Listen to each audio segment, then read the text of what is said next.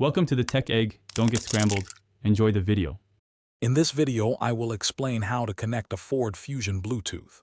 First, make sure your phone's Bluetooth is enabled and ready to pair. For safety, please park your Ford Fusion in a secure location before you begin this process. Next, navigate to the sync system on your car's display screen.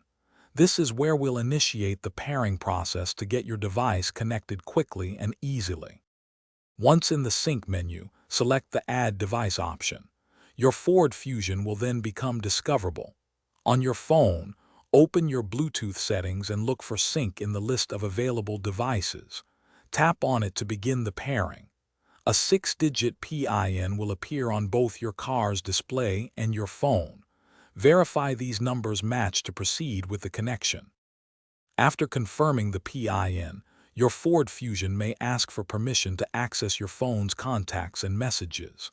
It's usually best to allow this for full functionality.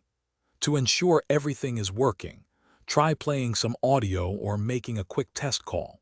From now on, your phone should automatically connect to your Ford Fusion sync system whenever you enter the vehicle, making your drives more enjoyable.